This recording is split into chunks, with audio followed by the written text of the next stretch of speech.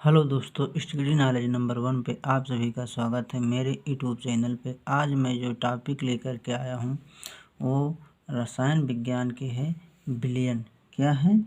विलयन। विलयन किसे कहते हैं? विलयन किसे कहते हैं? विलयन की जो परिभाषा है हम उसको देखते हैं। दो या दो से अधिक पदार्थों के समांगी मिश्रण विलयन कहलाता है। यानी जब दो या दो से अधिक पदार्थ हों तो उसे संगामी मिश्रण कहते हैं। यानी हम देखते हैं, फॉर एग्जांपल लेते हैं, जैसे कि जल और चीनी को जो मिला देते हैं हम, वो हमारा समांगी मिश्रण हो जाता है। अब हम देखते हैं कि विलयन के घटक। विलयन के दो घटक होते हैं। यानी विलयन दो प्रकार के होता है। नंबर 1 होता है विलेय और नंबर 2 होता है विलायक। नंबर 2 विलायक। अब हम बात करते हैं किसकी? विलय की। किसकी बात करते हैं? विलय की। देखते हैं विलय क्या होता है। तो विलय की हम परिभाषा देखते हैं पहले। विलय की परिभाषा होती है विलयन में जिसके मोलों की संख्या कम हो तो उसे विलेय कहते हैं। यानी विलेय जैसे हम फॉर एग्जांपल जो हमारा होता है लेते हैं कि जैसे मान लेते हैं कि 1 kg हमारा यहाँ पे चीनी है और ये कि यहाँ पे कोई कंटेनर लेते हैं जिसमें ये पानी भरा हुआ है। तो जब यहाँ पे 1 kg है, मान लीजिए ड्रम जो ये हमारा कंटेनर है 5 लीटर का है। कितने का है? 5 लीटर का है। तो जब ये 5 लीटर का जो हमारा यहाँ पे कंटेनर है पानी से भरा हुआ है, 1 kg यहाँ पे हमारी चीनी है, तो ये चीनी इसमें जो है घुल जाती है। कुछ भी ज़्यादा विशेष फर्क नहीं पड़ता है, जान पानी नहीं पड़ता है, इसमें पानी ज़्यादा है। तो जब इस स्थिति में हो कि पानी ज़्यादा हो चीनी कम हो तो उसे हम क्या कहते हैं? विलेय कहते हैं। यानी चीनी इसमें विलय हो जाती है। यानी मतलब कुछ नहीं जान पड़ता है कि चीनी है कि नहीं है, तो ऐसे को विलय कहा जाता है। यानी चीनी हमारी क्या हो गई? विलय हो गई। यहाँ पे बात करते हैं कि विलायक क्या होता है। विलायक क्या है? तो विलायक क्या होता है तो इसकी परिभाषा देखते हैं, 2 लाइन की है। विलयन में जिसके मोलों की संख्या अधिक होती है तो वह विलायक कहलाता है। तो वह विलायक।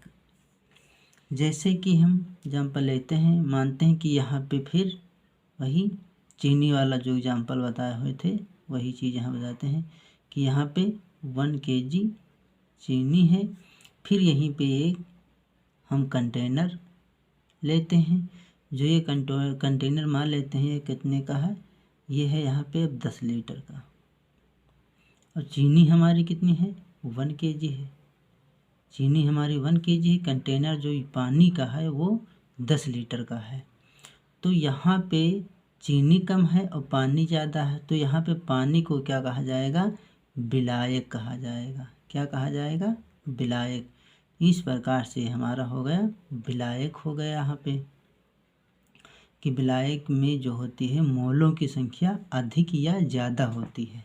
जब मोलों की संख्या अधिक या ज़्यादा होती है तो उसे हम विलायक कहते हैं। अब विलय किसे कहते हैं? जब मोलों की संख्या कम होती है तो उसे हम विलय कहते हैं। यहाँ पे जो पानी है हमारा ये क्या है? विलायक है। यहाँ पे पानी की मात्रा अधिक है इसलिए ये विलायक हो जाता है। यानी चीनी इसमें बिल्कुल घुल जाती है, चीनी का भी कुछ पता नहीं चलता है कि कैसा है, तो इसको हम क्या कहते हैं? पानी को विलायक। देखिए दोस्तों कि जो हमारा विलयन है, तो विलयन जो हमारा है कि प्रकार की विलयन कितने प्रकार के होता है? Type of solution. विलयन भौतिक अवस्था के आधार पर 9 प्रकार के होते हैं। नंबर 1 होता है ठोस का ठोस में।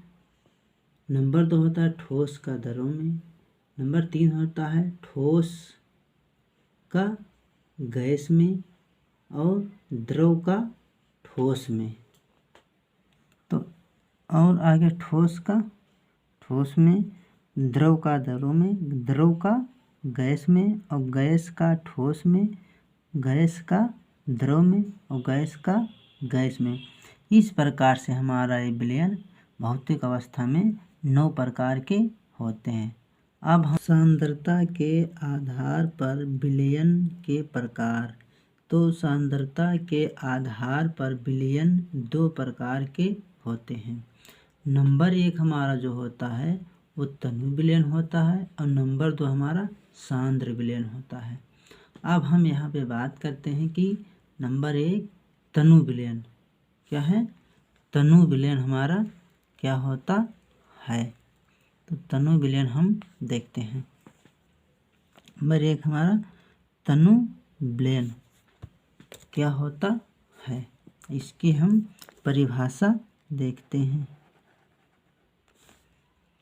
ऐसे विलयन क्या है, ऐसे विलयन जिसमें विलय की बहुत कम मात्रा घुली हो, तो ऐसे ये इस प्रकार के विलय को तनु विलयन कहते हैं।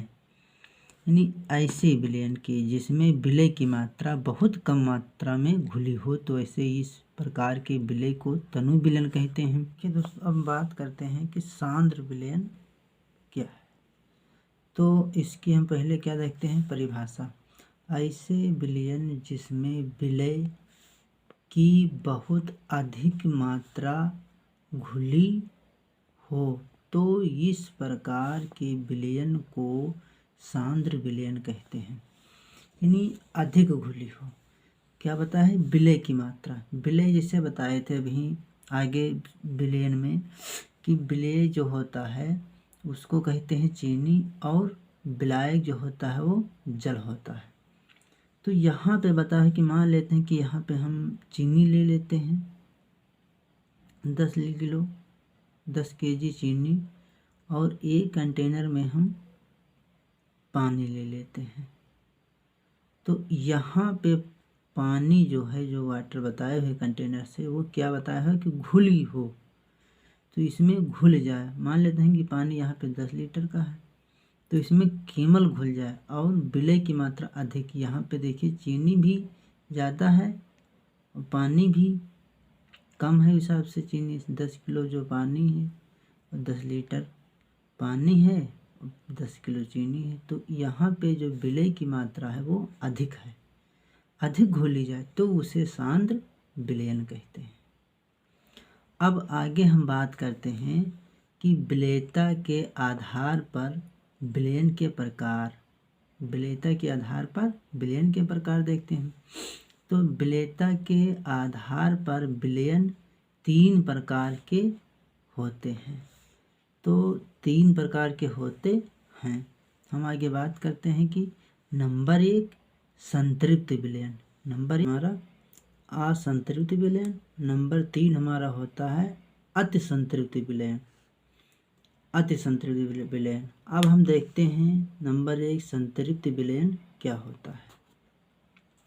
तो इसकी परिभाषा क्या है, ऐसे विलयन जिसमें विलय की और मात्रा न घोली जा सके, तो इस प्रकार के विलयन को संतृप्त विलयन कहते हैं।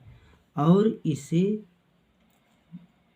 विलयन के माध्य साम्य अवस्था रहती है, जैसे कि ठोस से विलयन होना। तो यहाँ पे क्या हो गए, उत्कर्मणीय अभिक्रिया हो गई, यानी ये हो गया कि साम्य अवस्था में हो गए। किस अवस्था में, साम्य अवस्था में। अब देखते हैं संतृप्त विलयन, यानी यहाँ पे जो बताए हुए है विलयन जो है विलय की और मात्रा ना खोली जा सके। जैसे कि हम मान लेते हैं यहाँ पे कि 5 किलो, जो 5 kg है वो हमारे क्या होना चाहिए, 5 kg की मात्रा में चीनी, और ये kg में ये कंटेनर है, ये इस कंटेनर में 1 लीटर जो है पानी हो, तो उसे ऐसी हो कि घुल भी ना पूरी चीनी, तो उसे क्या कहते हैं, संतृप्त विलयन। यानी चीनी की मात्रा अधिक हो और पानी की मात्रा कम हो तो उसे संतृप्त विलयन कहते हैं।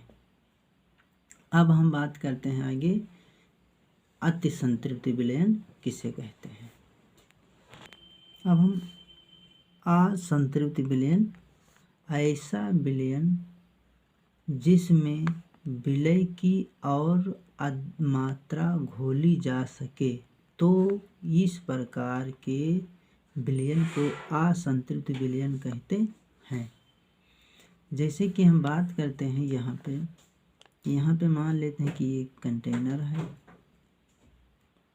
कोई कंटेनर है, और यहाँ पे हम 3 kg चीनी की मात्रा है। तो यहाँ पे कंटेनर में मान लेते हैं कि 6 लीटर पानी है, 6 लीटर पानी है। तो ऐसा हो कि इसमें ये घुल जाए, यानी कि चीनी पानी में जब घुल जाती है तो उसे असंतृप्त विलयन कहा जाता है। विलय की और मात्रा घोली जा सके, विलय मतलब चीनी जो पानी में विलय हो जाए, तो उसे विलय असंतृप्त विलयन कहते हैं। अब आगे हम बात करते हैं अति संतृप्त विलयन क्या होता है। अति संतृप्त, निश्चित ताप पर किसी विलयन को संतृप्त करने के लिए आवश्यक मात्रा से अधिक पदार्थ की मात्रा जिसे विलयन में उपस्थित होती है, तो उसे असंतृप्त विलयन कहते हैं। असंतृप्त विलयन कहते हैं। यानी असंतृप्त